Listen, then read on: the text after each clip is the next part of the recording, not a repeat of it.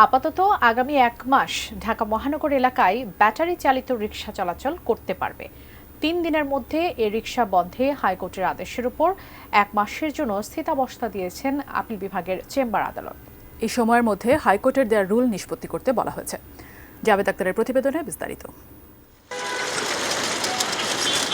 Dhaka মহানগরে battery চালিত রিকশার চলাচল বন্ধ বা বিধিনিষেধ আরোপে সংশ্লিষ্টদের নিষ্ক্রিয়তা চ্যালেঞ্জ করে গত 27 অক্টোবর হাইকোর্টে একটি রিট হয়। বৃহত্তর ঢাকা সিটি কর্পোরেশন প্যাডেল চালিত রিকশা মালিক ঐক্যজোটের পক্ষ থেকে সংগঠনটির সভাপতি ও সাধারণ সম্পাদকের করা ওই রিটের প্রাথমিক শুনানি নিয়ে গত 19 নভেম্বর হাইকোর্ট রুলসহ আদেশ দেন। আদেশে ঢাকা মহানগর এলাকার সড়কগুলোতে ব্যাটারি চালিত রিকশার চলাচল 3 দিনের মধ্যে বন্ধের নির্দেশ দেওয়া হয়।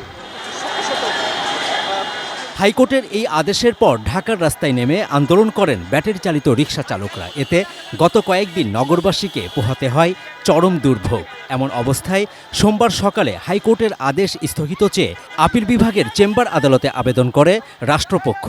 এই মামলায় যারা পিটিশনার হিসাবে এসছে তাদের লোকের স্ট্যান্ডাই মামলা করার যে রাইট সেটা নেই। গভর্নমেন্টের পলিসি ম্যাটারে কোর্ট ইন্টারফেয়ার করা উচিত নয় বলে আমরা বলেছি। হঠাৎ করে বন্ধ করে দিলে অনেকেই ক্ষতিগ্রস্ত হবেন, অনেক ফ্যামিলি ক্ষতিগ্রস্ত হবেন বলে মাননীয় অ্যাটর্নি জেনারেল উনি বক্তব্য রেখেছেন মাননীয় আদালতের সামনে। কোয়ালিটি সম্পন্ন আন্তর্জাতিক মানের still bar CSRM, committed for better still.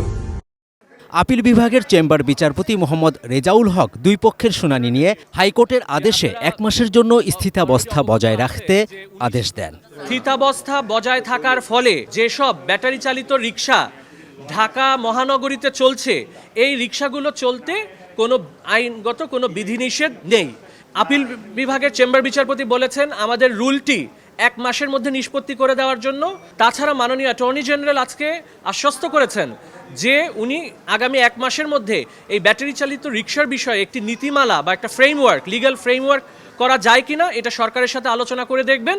আমি আদালতের অনুমতি নিয়ে নাগরিকদের পক্ষে এই কথা বলেছি যে এই ব্যাটারি চালিত রিকশা কারণে আমাদের জনজীবন কিভাবে ব্যাহত হচ্ছে। অ্যাট দ্য সেম টাইম আমি এটাও বলেছি যে যারা এই ব্যাটারি চালিত রিকশার উপরে জীবন নির্বাহ করেন তাদের বিষয়টিও আমাদেরকে অত্যন্ত মানবিকভাবে দেখতে হবে।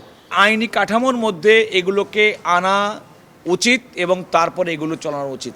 চেম্বার আদালতের নির্দেশ অনুযায়ী আগামী 1 মাসের মধ্যে হাইকোর্টের রুলের নিষ্পত্তি হলে ঢাকার রাস্তায় ব্যাটারি চালিত রিকশা চলবে কিনা সে বিষয়ে চূড়ান্ত সিদ্ধান্ত পাওয়া যাবে। এবং তারা যদি আইনের মধ্যে থেকে এই ব্যাটারি চালিত রিকশা চলে, আমাদের সেখানে কোনো আপত্তি থাকবে না। Javed Akhtar, ATN news, Dhaka.